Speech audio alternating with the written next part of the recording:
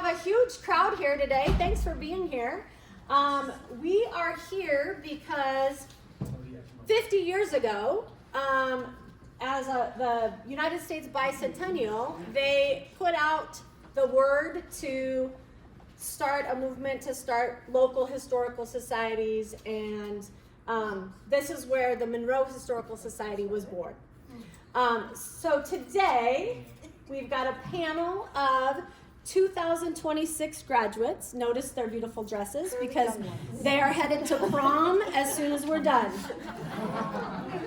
So we have Stella, and she is doing an internship with me right now as a high school student, part of Bearcat Teach program. And so she comes in every afternoon and gets to enjoy 8th grade students. And then we've got Sue Grafstra, who graduated, and Terry Chomley. They both graduated the same year.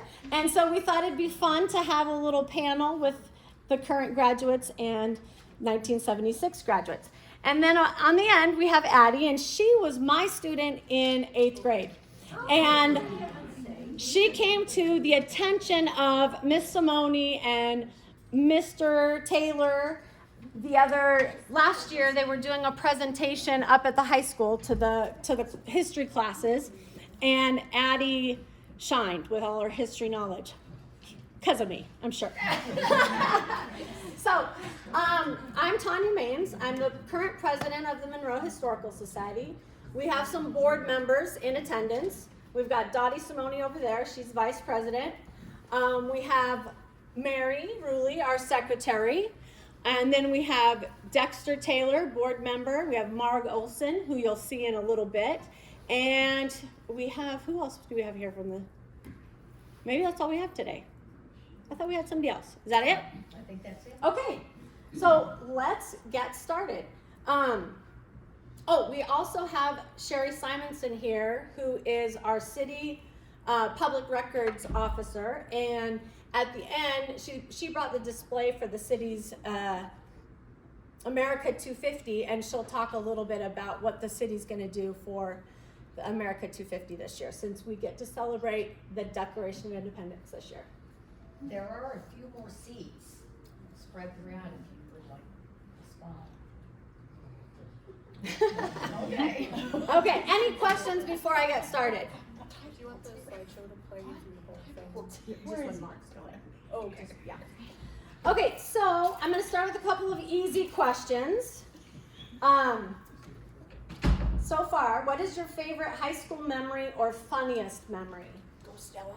I'll start. I think, do you want me to take the microphone? Yeah, I just don't talk in microphones that much, so if I'm too loud, let me know.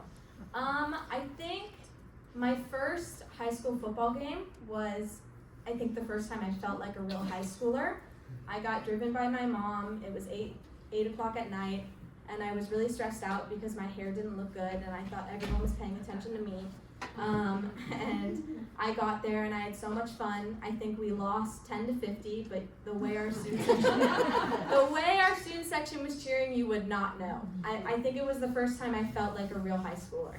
So that's definitely up there for me.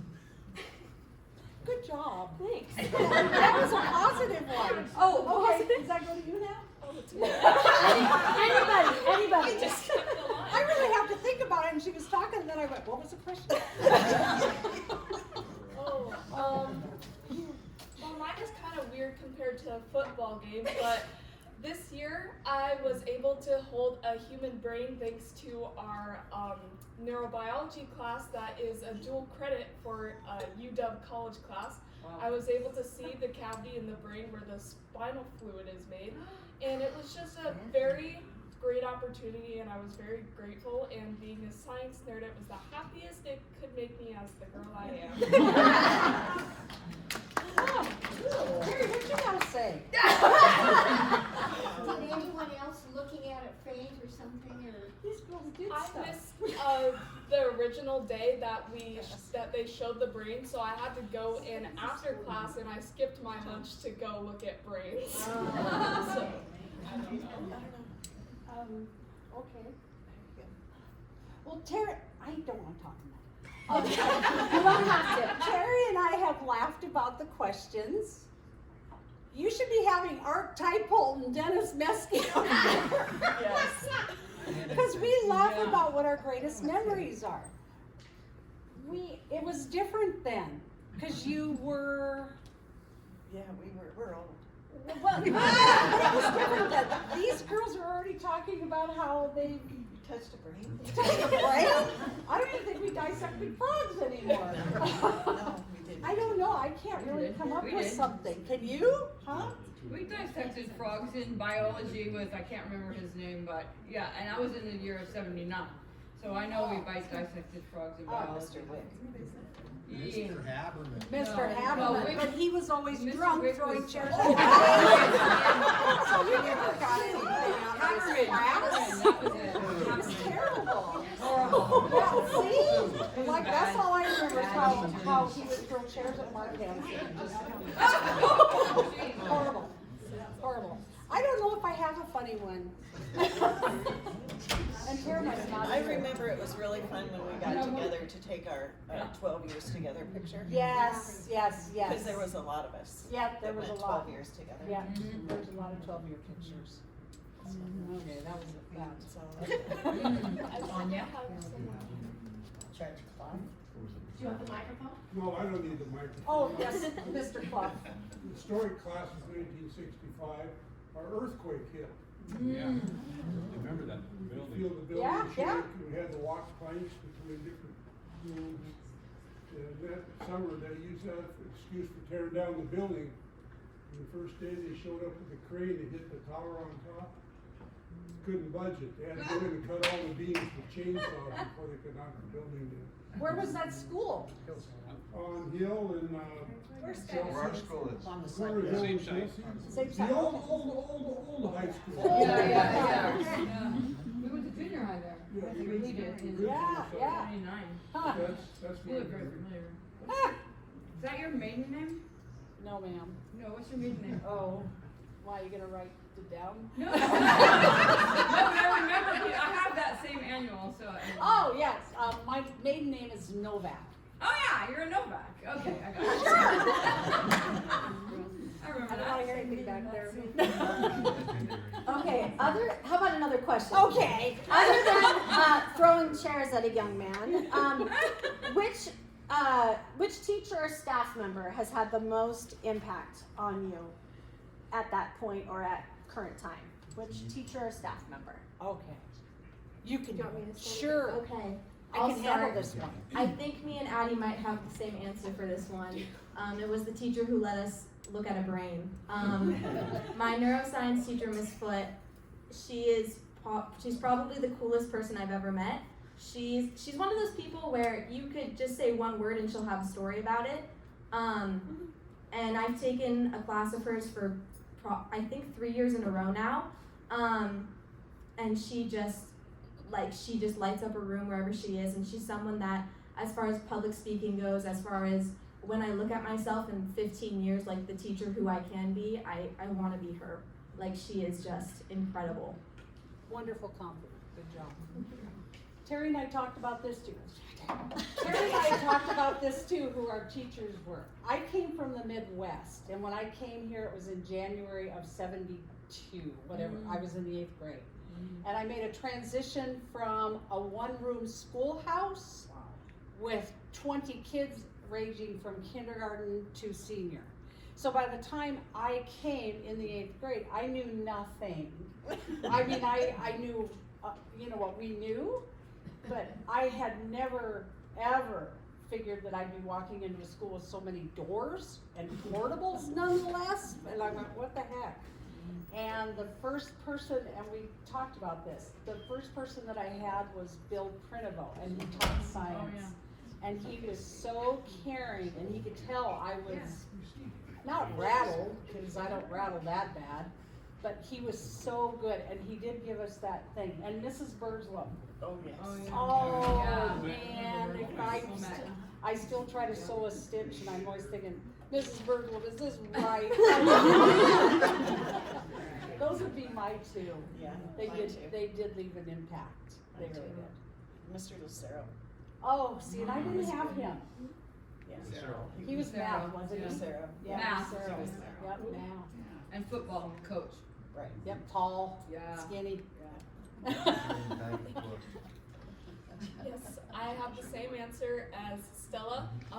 The teacher who's the most inspirational for me is also Miss Foote. Everything she said about Miss Foote, I also agree with. Miss Foote is the reason that I want to go into public health when I go to college in the fall. She just knows how to take an interest in what students want to know. And every time after class, there's always one or two students who will stay behind and ask her, Miss Foote, my dad has this. What does this mean when he takes this? And da da da da. And she just has a wide range of knowledge, and she just knows how to keep everyone engaged and captured, even when it is difficult a lot of the time now, especially with phones and other stuff. But that's why we have the phone policy. That's right, there you go. Okay, so what about after school and extracurricular stuff? What do you guys do now after school, outside of school, and what did you do then? What did you do? I spend almost all of my hours that I'm not in school at my job. Oh, no, you're okay. Okay. You're okay. I'm a cashier. I work basically every evening. I love making money. And then when I'm not, I'm always hanging out with friends. I'm always with my siblings outside doing something with them. I don't like being in my house. I like being out as much as possible, doing as much as I can. Busy. I like being busy. Where are you busy at? Where do you work? Grocery outlet. Okay, there you go. Okay, me again. Outside of school, I don't do much school extracurricular, whatever, how you say it. Curriculum. I'm in a band. We're called Queen Mob. After Romeo and Juliet, Mercutio goes on a rant about Queen Mob, the fairy queen who goes on to be in your dreams and nightmares. Don't know how we came up with that name, but apparently we're smart enough to. I play bass, and every year we do this thing called Battle of the Bands, and it's when all the bands go up, and obviously we don't hit each other with instruments. We play songs, and people vote for us. I just love the crowd, and it's so great, and I just love to get together with people and see what we can make. Huh. Were you in a band? No. Fifth grade. I was not the band. We just hung out after school with friends Yeah, yeah. and played. Did you work? I worked at Ben Franklin. Yep, yep. Did you work? You worked at Yeah, I worked. drugstore. Yeah, at the drugstore. Long time. Because I started there in January, because Mom, yeah, that was another story. Yeah, no, I Okay. wasn't involved with anything else. No band. I'm not either. So I think we've got a little bit, but for 2026 graduates, what are your plans after high school? And for 1976, what did you do right after high school? Easy. I am attending Western Washington University in the fall. I'm going for education and social justice. I want to be a high school teacher. Yeah, that's about it. That's enough. Looking forward to college. Jeez. I didn't even graduate. I graduated, but I had enough credits where I graduated in a semester. So I was out of school in January, I think it was that January 5th or whatever it was. But I had to because of other issues. So I had to get a job, and then I moved out. So I didn't have that other gray area of doing anything. So that's what I did. I moved out. I moved to California. See? Did you get married? I did get married. Who asked me that? Oh. Did you get married right out of high school? No, When did you get married? in 1980. We'll have our 46th this May. Yeah. Yep. No, no. It's another story, Art. I'm also going to Western Washington University, and me and Stella are going to be roommates. I plan on majoring in public health for my bachelor's, and then I plan to go on to get my master's, hopefully. Maybe we'll see where we get. But I really want to be an epidemiologist, aka I'm going to go around in the lab and I'm going to poke at stuff and figure out what it does. How did you ever think you were gonna go do that? Miss Foot. Really? Yeah. Oh, is Miss Foot here? She's got quite She's not here, but I'm gonna let her know. The She has impact been, she's made. Absolutely. I will see her in a couple of weeks for sure. Wow. So, okay, let's talk about this one. Big news or world events the year you graduate? Big news or world events? What was our big events? Flooding. Huh? Didn't it flood? Did it flood? '75. Well, then it's 74? 75. December 75? 75 it flooded. I was just trying to cope. When you're in survival mode, you don't even know what's going on around you, really. That's true. Truly, you're just in survival mode. I couldn't tell you what was going on. I had to Google silly songs because I couldn't remember that. Aerosmith, I know is one. No, I don't know. It's terrible when you're, and I'm sure you're all kind of pondering this, and you too, Clough. When you're thinking about going back 50 years, you're trying to put your brain back to where you were, besides chasing boys up on Colby in your halter top. That's what we lived for on Friday and Saturday. Yeah, cruising Colby, half naked. You're getting into cars you shouldn't have. So, do we want to move on to that one? Yeah. Okay. So, what are you most excited about in this next phase of your lives? You guys both talked about you're headed off to college. Mm-hmm. Anything else you're excited for? And then what are you two excited for? I love Monroe so much. I've lived here since 18 years. I've been here since I was born. I'm very excited for a change of scenery. I'm nervous to be living away from my parents and from friends and closer family, but I'm so excited to feel like a real adult, hopefully. I think I'll still be going to my mom's to do laundry, but yeah, I think I'm just excited to move away. Yeah, and once you move away, you're gonna wanna come home. Yeah. You will wanna come home, because Monroe's just that way. I don't know. When we talk about the next phase, I'm retired, Tara's I'm retired. Yep. We look so forward to our family and our grandkids and now great grandkids and just trying to keep the hips and knees. I know you're not there. Just trying to keep going with that. I don't want to miss out on any of that. That's my phase. Just try to keep up with it and enjoy it. Travel. Yep. Oh. Today was the first time I even went down Main Street in I don't know how long. Really? It's still hard to navigate it It's sometimes. stupid. Who's on that committee? That's dumb. What's your next phase? My next phase, obviously going off, but what I'm most excited for is to go meet new people. I've always loved traveling. I've been privileged to go and travel my entire life pretty much.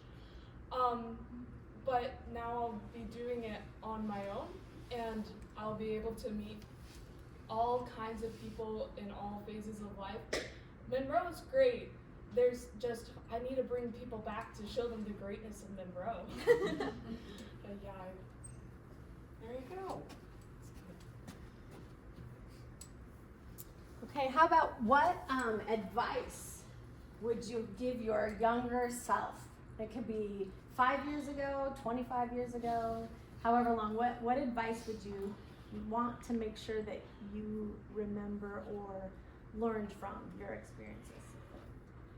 Oh my gosh. I'm a really big hothead. I do not take criticism well, especially from family members and, you know, teachers. So something I would definitely tell, like when I think of me just entering high school, just understand that people are not against me and that people aren't trying to hurt me when they tell me things.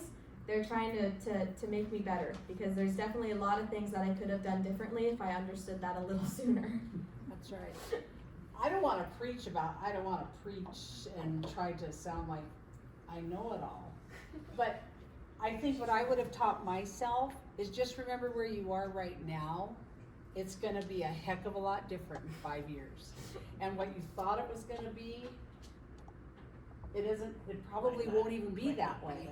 You're either gonna get your bachelor's or your master's or your whatever, but then all of a sudden some boy's gonna come plopping around the corner and you're gonna get sidetracked. So how you're thinking of what it just isn't, don't put so much pressure on yourself. That's what I would say. I think we were taught to kind of have pressure because our parents in that generation were more strict. I would have told myself to pay more attention Yes. in school. Yes. Well, I don't know. Because I was there for social Yeah. only. Yeah, fun. Did you guys know there was a Hash Flats around here? Oh, yeah.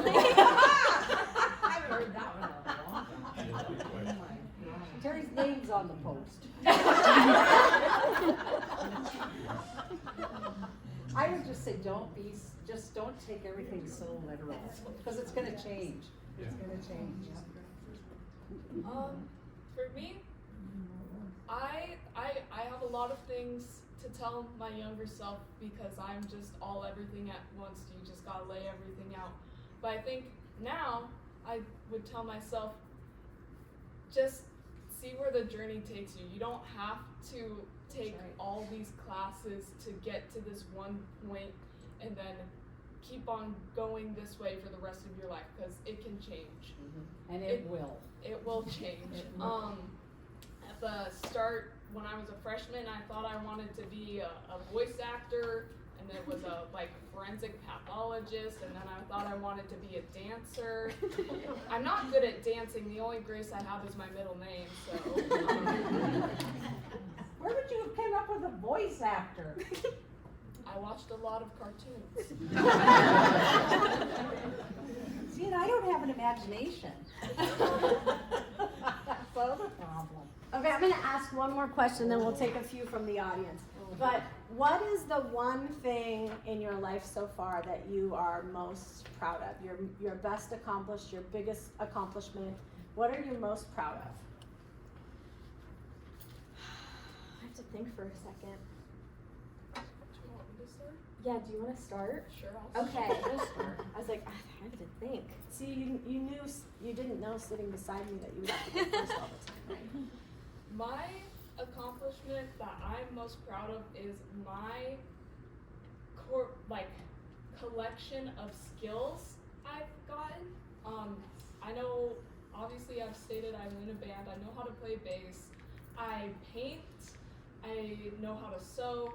Just all these little things that make up the person that I am. And whenever someone says, "Oh, I can't even draw a stick figure," I raise my hand and I'm like, "Maybe I can." But I'm just proud of all the knowledge and the skills, and that I'm just trying to make myself a much more well-rounded person every single day. Gee. Think yourself well-rounded? Well, that's all right. My proudest thing is my kids, Oh, by far. by far, my kids, and now I have grandkids. Yes. I've never been arrested. That's your An accomplishment. I'd have to say the same thing. It would be my kids, and I'm proud of my kids, no matter the dumb stuff they do. But as I've always told my girls, just remember, you didn't invent this. I did. Yeah. So I already know. No, that'd be a true accomplishment. I think I'm proud of how extroverted I've become. I think I definitely entering high school and even in middle school, people who know me are gonna say I wasn't shy. Addie's gonna say I was never shy. But I worried a lot about what people thought about me, and I worried a lot about how I was gonna look to certain people. And I'm very proud that I've been able to surround myself with people that have made me realize that I don't have to worry so much, and that I can let go and have fun. Like, I'm gonna dance so much at prom tonight, and I don't care how I look. And that's just because of the community that I've been lucky enough to grow up with. But I'm very proud of how open and extroverted I've become. And that's huge. Don't ever let that go. Don't give a crap what anybody says. Just don't, because it doesn't matter. Yeah. In the end, it does not matter. Oh my goodness. Is there any questions, burning desire questions from the audience for these lovely ladies? Art, shut up. I'm sure you are. Okay, well, let's give our panelists a huge round of applause.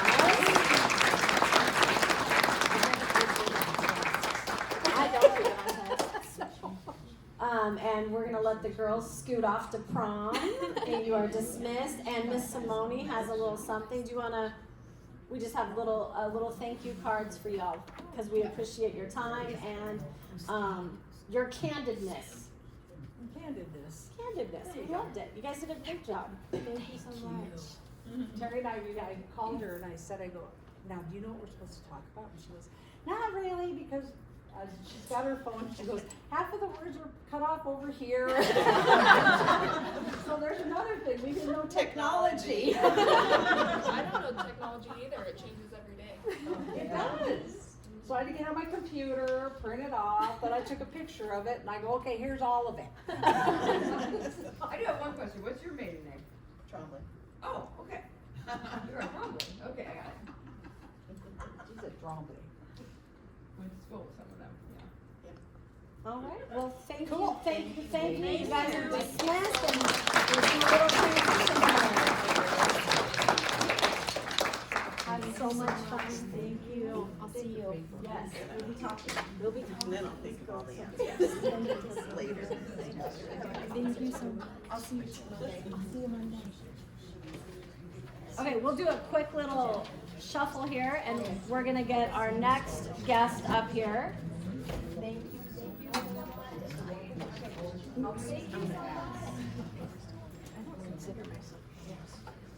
Well, our honoree, what do you want to do? I'm just gonna move this over.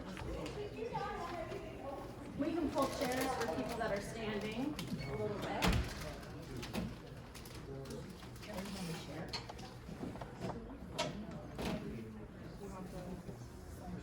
Do you want the table to stay? Yeah, that's fine. Okay. Oh, put it right here. You want to clip that too? That goes right to the phone. Oh, do you want this? No, you're a little older. Well,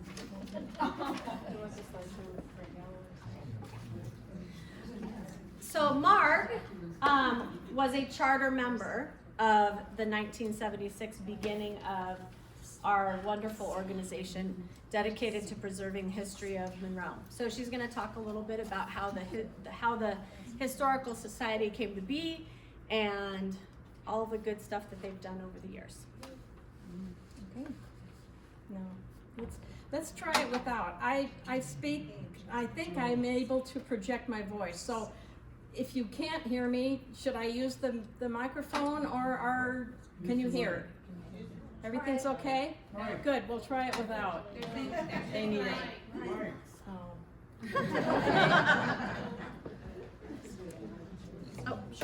Okay, well, I'm here because I seem to be the only active charter member in the society at this point. And so I was, well, let's back up. How many others were charter members? Raise your hand. My grandparents were, my great-grandparents. Okay, Yeah. okay, My mom and dad were. okay. Well, see, that puts me in a whole other, generation, I'm afraid. Anyway, I was asked to write down all the memories that I have of the beginnings of the society.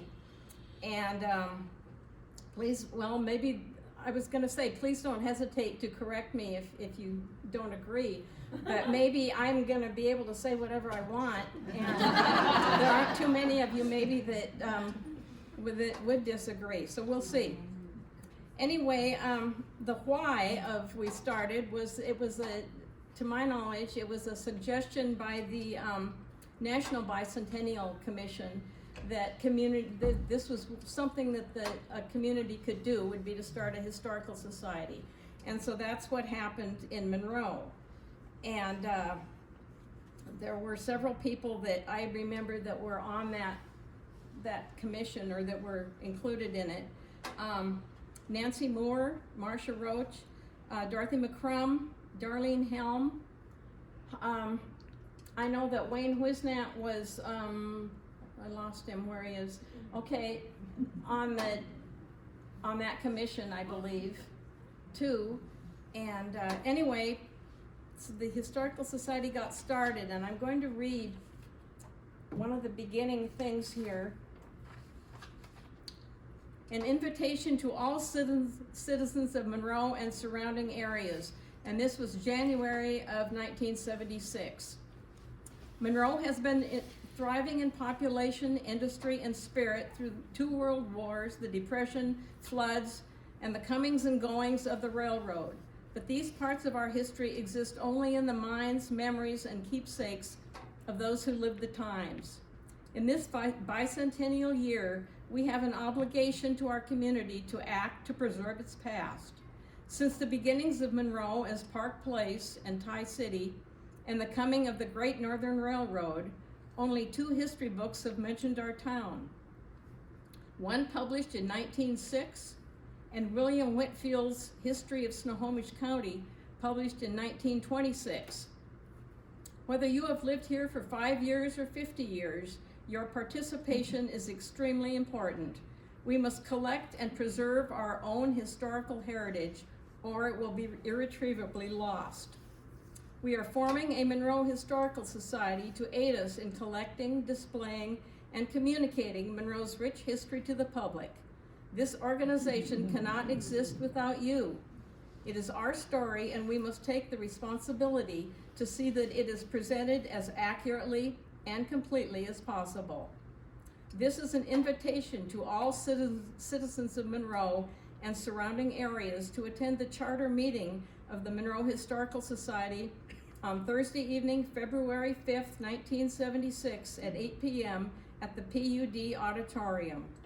We invite the civic organizations to send a representative to observe and participate. At this time, we will share ideas and suggestions, and we urge you to take part. And it's signed by, there's one that nobody is going to be able to read. I have no idea what it is. But Dorothy and Walt Moberg, Percy Dyer, Georgia Guy, David Meads, Grace Kerwin, Lawrence Whitfield, Alan Berlin, and Minerva Lucken. And I know that several of you remember those people. So, I remember at this meeting at the PUD in February of '76, we were all asked why we were interested in joining. And it was interesting. A lot of people just have a great interest in history.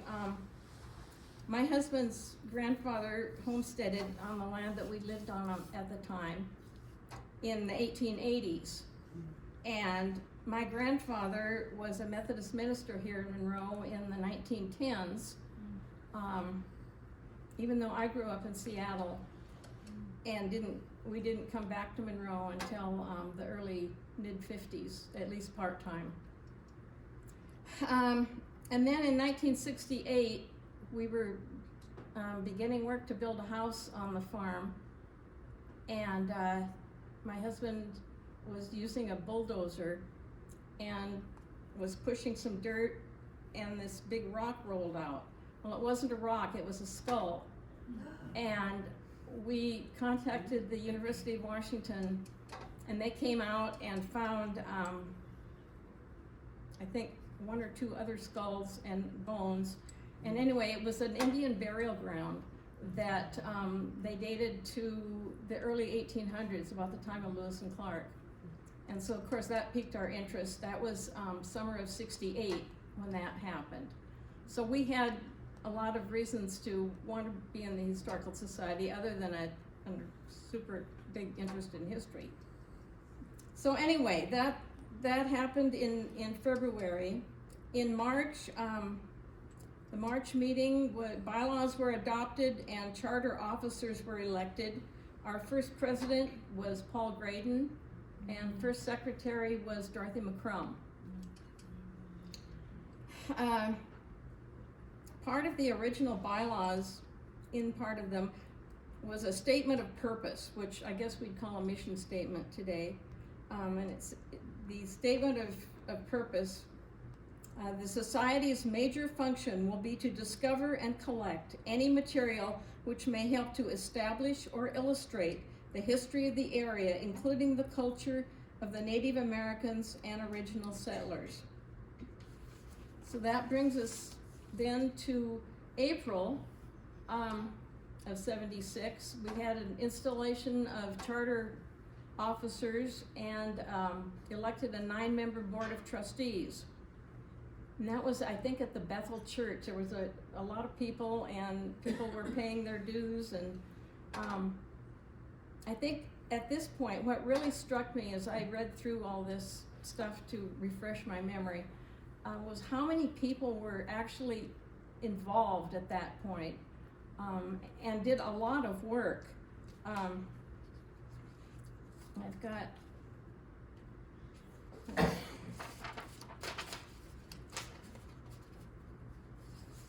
this is Monroe History News, April of '76, Volume 1, Number 1.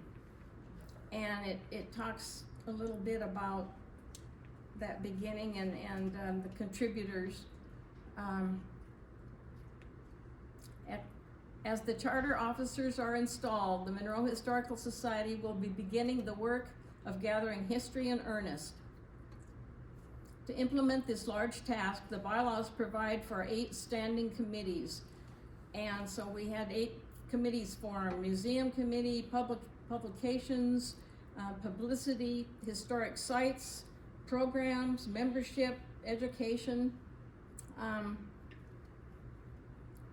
And this was, let's see. This is obviously there is obviously a profound need in the Monroe community to express and collect local history in a unified and coherent manner. Although the Monroe Historical Society, some of this is, it's not like today's printouts. It gets kind of hard to read at times. Although the Monroe Historical Society has only been something for a few months, many energies and ideas and talents have come together in the formation process. Such efforts can only succeed with participation from many individuals, each contributing his or her own personal ideas, talents, and knowledge.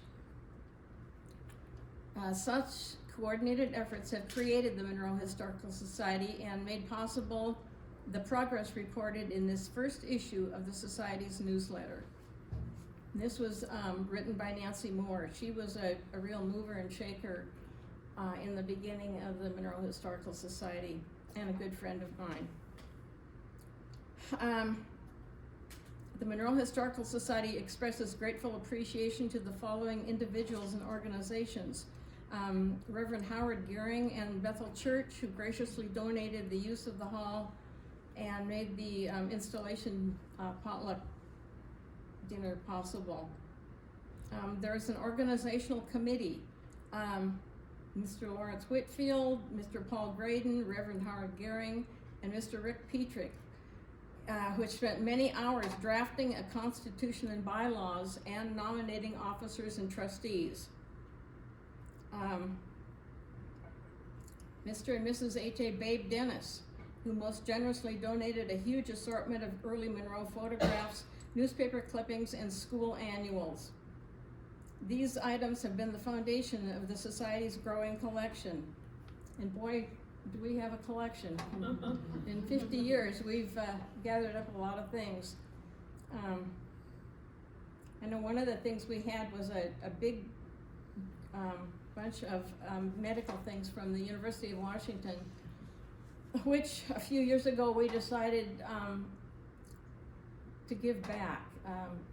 It was something that really wasn't part of Monroe, and we were running out of room, and it just didn't seem like it was something that we needed to keep. But,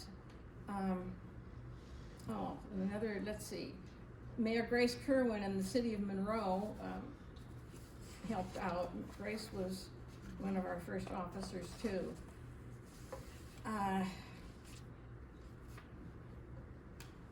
Let's see here.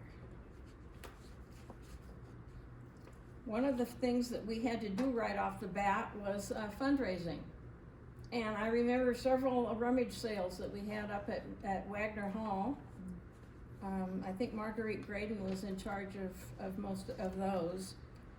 And we started making a calendar, and we did that every year starting in 1978. So that was something that we pretty much started right off the bat. And I know that I remember selling the 1978 calendar for $2. And I think the last one, and I just found that out today, was in 1989. And I might say there's a bunch of them at the back that were excess at the Society. And so if anybody is interested, there's not every year, but a lot of some years, and there's a pile of them back there if anyone is interested. A lot of pictures in each one of them. Joanne Meads and I were on that committee, and we worked, I guess, every one of those years pretty much, selecting pictures and getting them printed and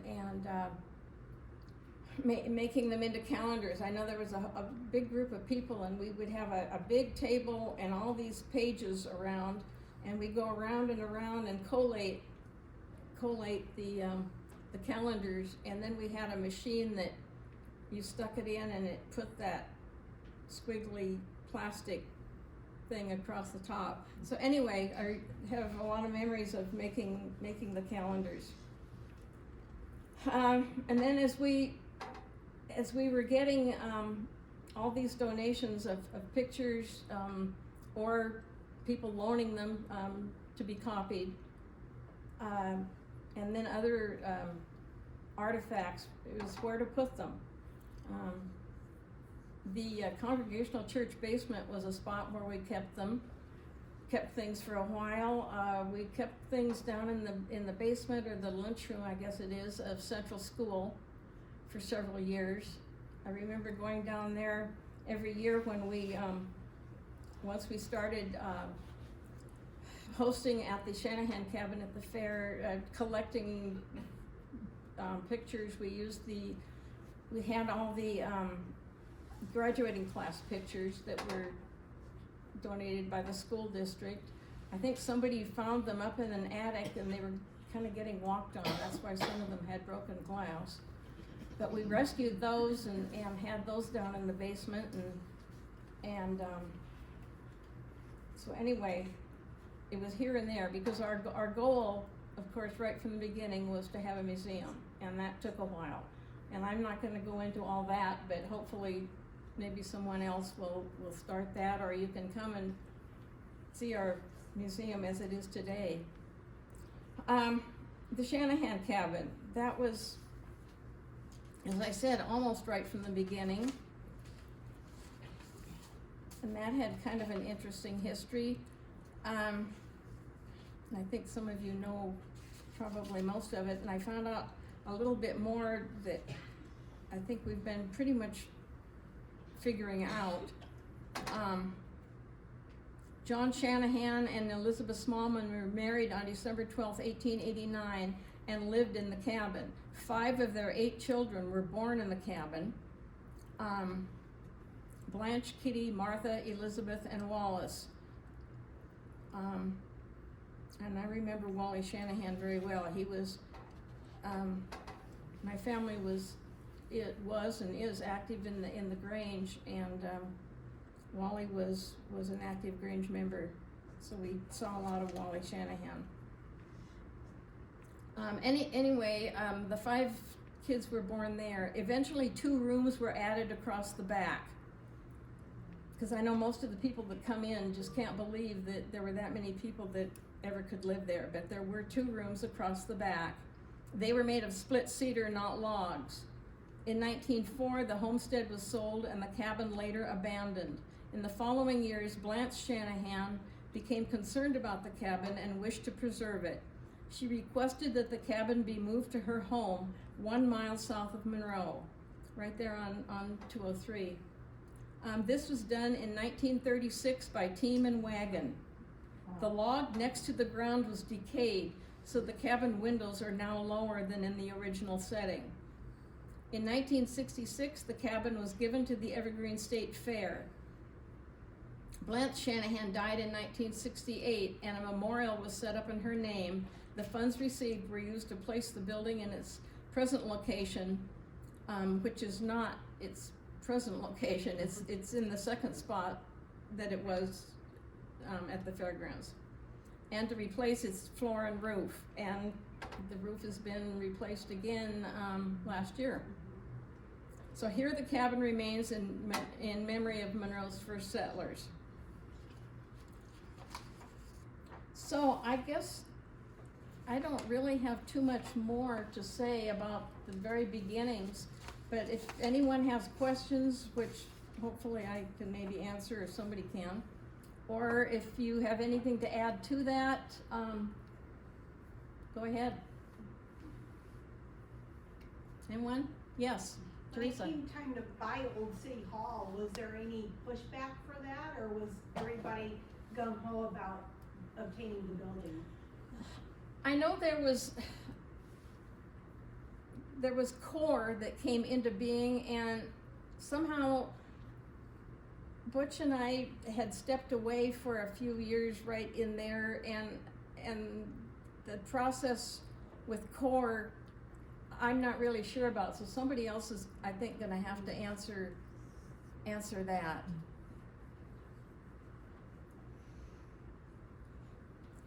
Anyone else? What year was it that they moved into the building you're in now? What year was that? Oh, was it 82? That seems awfully early, though. Maybe 92. Anybody else? Yeah, it was later Dex? than 82. I'm sure, yeah. There was I've some- seen too many dates here.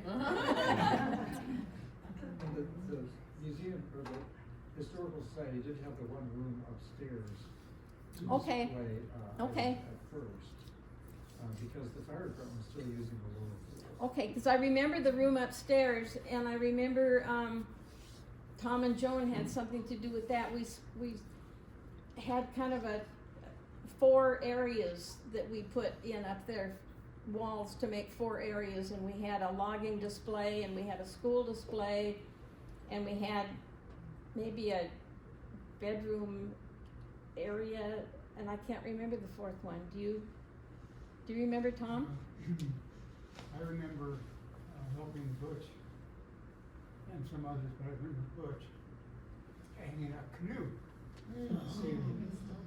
Okay. That was very memorable. All right. We got that canoe from, it was out in the Shanahan's barn, up in the loft of Wally Shanahan's barn, out on the Towalco Loop Road. And that's where that canoe came from. I think it was 1992 when they finally got the. 1992, okay. To buy the city hall. Okay, well, I had the 2 right. And then it was, I remember when Fred gave us the money to pay it off. Okay, yeah, because we had This a, picture scrolls through your Fred Rosensweig picture comes up now and then. right, he gave us the money to pay it off, because the city didn't just give us the building. No. Some communities get a building from the city, but Monroe didn't, we didn't. And, but yeah, our member Fred helped us with that. That was really a relief because there were a lot of garage sales and Yeah, bake sales and everything. trying to cover the, To try to make the mortgage payment. right. Anyone else? Teresa? Is there anything that you do today that you were still doing 50 years ago when it started, like for the society? Is there anything that the museum or society is still doing today that they did back then, other than meeting? Well, we're not doing as much because we don't have as many people. Back then, you know, that was a really, that's what really struck me about going through all this, and as I said before, was the number of people that were involved and the amount of work that got done in that first 4 months of it. You know, everybody was gung-ho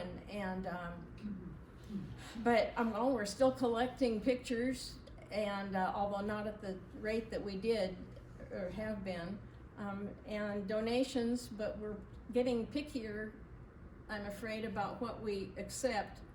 You know, it's got to have some meaning to Monroe, because we just simply don't have room. Although now that we don't have Taekwondo upstairs in the building, we've got a wonderful area up there that Dottie and Tanya and others have done an incredible amount of work in. So we do have a place to keep things. Mark, when did we start with the scholarships? Oh, I can't answer that, but I think when Tom Hodgie, we got the money from the Hodgies. Okay. And that, does anybody want to talk about them? I think I saw 2017 as, there's a picture of me and the first recipient, and I think that Okay. thing said 2017. Rose Geiger. Well, just briefly, Tom Hodgie was in high school in Monroe. The family was here, and I think at the beginning of World War II they were interned, but he fought in the war, and okay, so in 16, 17, his family donated a bunch of money to us, and it's used for scholarships. Yes. I was one of the recipients in 2023 for the scholarship. Okay. What was that? She was one of She our was a scholarship recipients a few years ago.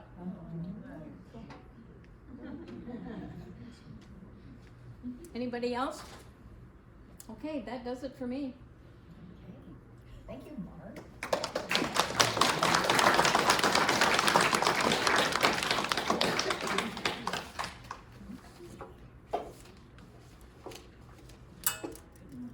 These are for you from the board. Oh, thank you. Whoop. I'm gonna drop them. Well, we appreciate you sharing your knowledge with us. So now we're gonna have Sherry Simonson from the city talk a little bit about America 250 and what the city's doing, and then I will close us out when she's finished. We have cake. Oh, that was part of my ending. You spoiled it. Sorry. That's okay. Well, hello. I'm sorry. I don't have anything quite prepared. I didn't know I was talking today, but I'm very happy. No, I'm very happy to be here. Just since this is the historical study, a little history. I've been working for the city since 1990. I worked for the police department, and it was myself and 8 officers. Judge Clough was at Evergreen District Court, and the whole of Highway 2 up till Sacred, it was all gravel pit. There was not, we had one officer on graveyard, one officer on day shift. So it's been a long time. So 4 years ago, I retired from the police department and went over to work over at City Hall doing public records. And so when this America 250 came forward, it was like, hey, what can we do to help celebrate America's birthday? And so I'm happy to say we have a lot of really exciting things planned. We had a big presentation over at the egg hunt, and so we had a drone with all thousands of people waving flags, and all of that is going to go into a time capsule that we're going to be having a celebration in November of a time capsule with items from Monroe, and it's going to be opened in 50 years. So we're working with the Monroe Historical Society, and I just want to thank our sponsors, because a lot of the things that we are able to do are because of Richard and Diane Forth, Whitfield's Insurance, Sally Petty, American Insurance, and of course the Monroe Historical. So we're all partners. We also have a group of other community partners that are working with us to help get this word out. So we have on our City of Monroe website, we have America 250 website where we're putting all of the events. So you can go there, see what's happening. In the back, I have 2 presentation boards, and that is the history of City Hall and then the history of Monroe. And those, a lot of that information I got from the Historical Society, so it was really wonderful. We had that at our grand opening when we reopened our remodeled City Hall, so we had those boards available. The other thing that the Historical Society was really awesome helping is the city administrator came to me and she's like, well, the mayor and I, we were thinking it would be really cool to have a wall of all the mayors since 1902. Pictures of the mayors, since I'm like, I don't even know who it was in 1902. So anyways, thankfully to Dexter and the Historical Society and also Amy Bright at the city, we did a lot of research. We put out on Facebook because we're looking for pictures. And I'm happy to say out of the 24 mayors, there's only 2 that I was not able to get a picture of. One was Reed Irwin Case, and he was a photographer. So I'm assuming he was taking all the pictures, which is why we weren't able to get any pictures of him. But I would love to offer, if any of you are in the area of City Hall and you would like to come and stop by and see the Wall of Mayors, I would love to give you a tour of City Hall, let you see that all the mayors that we have, the pictures. And so again, we're really excited to partner with the Historical Society on a lot of these celebrations. So in November, be looking for our time capsule. We are, with our partners, we're doing What Makes Us Monroe. And so as you can see from the boards, I'm a scrapbooker. And so I was like, I've handed out pages to different, and if you would love to participate, I would love for you as well. We are creating pages to put into a scrapbook that's going to go in the time capsule. So a lot of the events that we're doing, we're taking pictures, we're going to put all of those pictures in that scrapbook to just show what makes us Monroe. And so these boards are going to be moving around to Evergreen Hospital is going to be partnering, the fairgrounds, the Speedway. They have some incredible events that are going to be coming to celebrate America 250. So there's going to be concerts, there's going to be, I've heard parachutes, people jumping out of parachutes. So we have some really exciting things. So if you would love to participate in our What Makes Us Monroe book, it could be a handwritten letter, it could be pictures, it could be whatever you want to kind of tell the story of who Monroe is in 50 years. The other thing that we are doing is we are partnering, and maybe Teresa would like to say a few words, we are having a Sky Valley scavenger hunt, and we are going to be ordering coins that are having all of our different cities.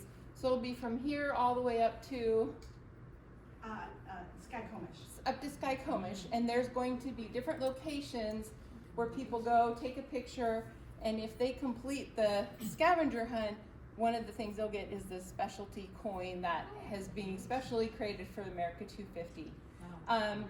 On outside in the bigger picture, we are one of the grateful states. So I hope to have the information soon where all the special America memorabilia that is in Washington, D.C. is going to be moved to Seattle at the Mohair Museum. So this will be a rare opportunity for those of you who have interest in history to be able to look at those documents. And then we also, Seattle is one of the airplane flyby where they bring all this stuff in. So Freedom Plane. Freedom Plane, thank you. It's the last stop. We are the last stop. So again, there's just a lot of really wonderful things that are happening. So I hope that you come stop by City Hall if you'd like to participate in the scrapbook. You can contact me if you would like to just take a look at our boards back there. There are some specialty ducks that you may take home. There's limited amounts, so if you get one of those, there's also some pins back there that we would love for you to just kind of demonstrate America and celebrating this incredible thing. The last piece is we have some panels, and it's called Moments That Made Us, and it's in cooperation with the University of Colorado, who created these panels that provide information about the United States and our history and how we got here. So those panels are going to also be rotating around through the city, and what's wonderful about them is there is a QR code that you can record a message that will go into with those panels, and they're going to collate, and that's all going to go back to Washington, D.C. So Washington State, there's a really, if you are part of an organization, you can be a member of America 250. It's free of charge. You get access to a lot of information. You are welcome to join, with us at the city and celebrate. Put your flags out at your house. Wear your flag pins. We just want to celebrate America. Teresa, do you want to talk a little more about the scavenger hunt, or did I cover? Oh, you did great. Okay. You did great, Karen. Thank you. Is there any questions that I can answer for anybody about what we're doing, or? Nope, good. All right, so check out our webpage, and thank you so much for coming today. Thank you.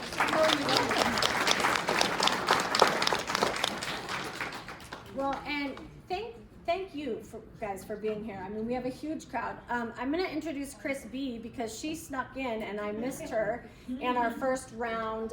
She was at the Malmstrom Awards, and so she wasn't here quite when I started, so I missed the introduction. Do you have something you need to? Well, I'm just curious, who all graduated from Monroe High School? Could you raise your hand? Look at that.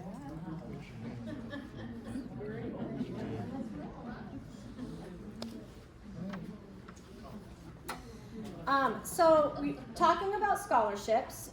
We gave $2,000 for the Tom Hodge Memorial Family Scholarship, and last year we got a gift from the Wagner Community Club, and so we're also, last year was the first year we gave that scholarship, $2,000 to a student that's going into the trades. So the Tom Hodge one, we want to go into the humanities, history, public service kind of pathway, and then the Wagner Community one, we want to honor a student that is going into the trades. We also just got a $100,000 grant from Lauren and Pat Kranitz, and we're going to use part of that money to finish the renovation of the room that we're doing, and then the other part is going to be invested, not to be touched, and we can use the proceeds from that investment to continue for building maintenance. Those were the conditions of his generous gift, but we're very thankful that he gave us some nice amount of money that's going to keep us going for a while. That's kind of it for us. Can we give one more hand for Marg Olson, because she did a great job.